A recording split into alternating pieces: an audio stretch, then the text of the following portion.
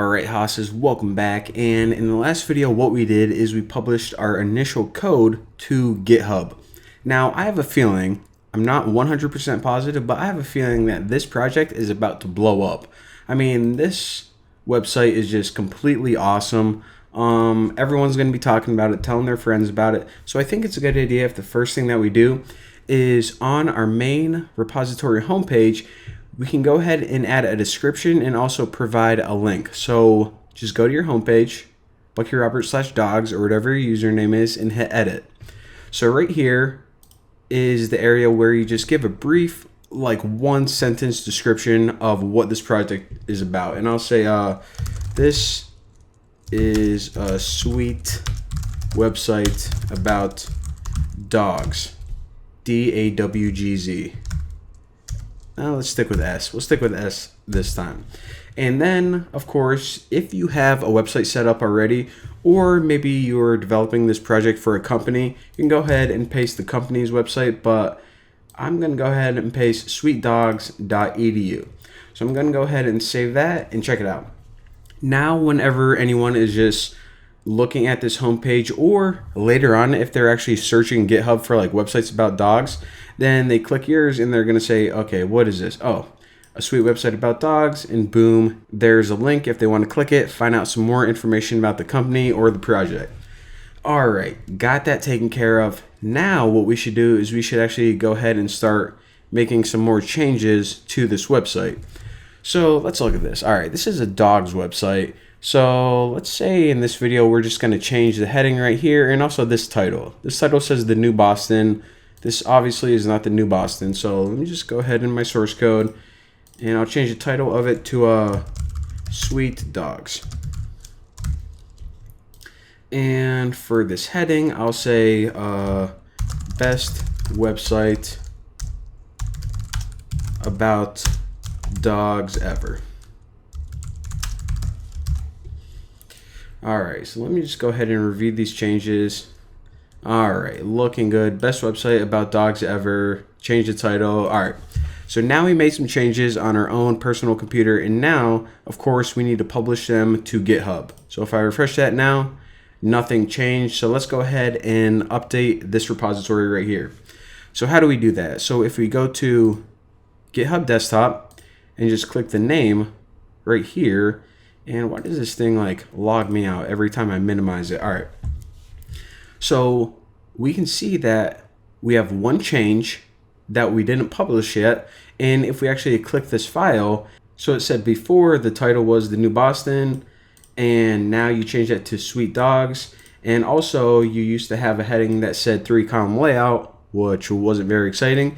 And we changed it to best website about dogs ever.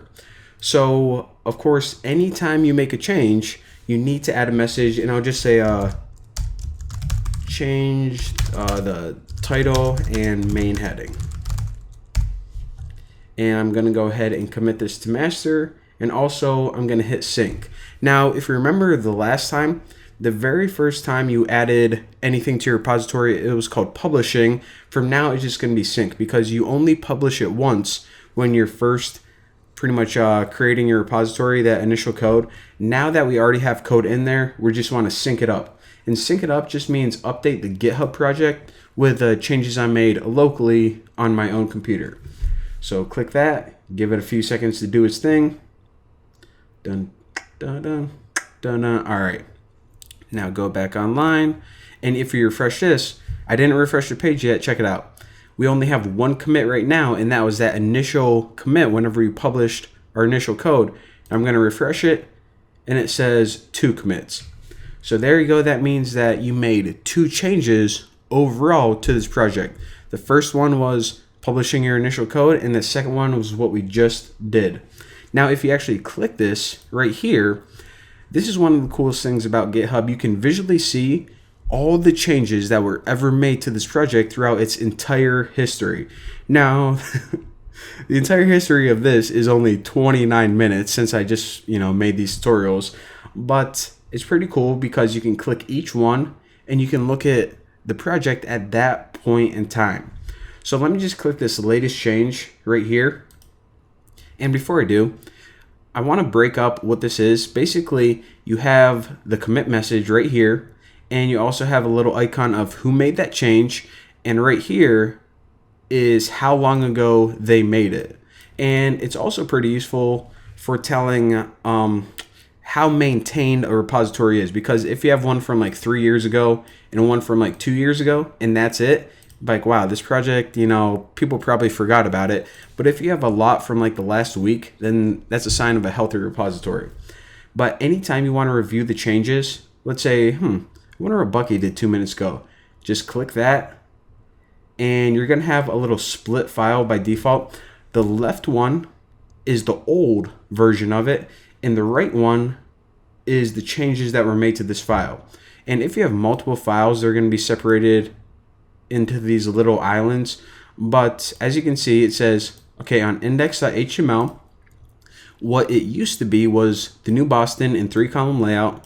And right now, after this commit, what it is now is Sweet Dogs, best website about dogs ever. So yeah, that's the basics of how to update your repository, and also how to look through the change history and see each individual change that was made, who made it, and how long ago it was. We are learning more about GitHub by the minute. Thank you guys for watching. I will see you next time.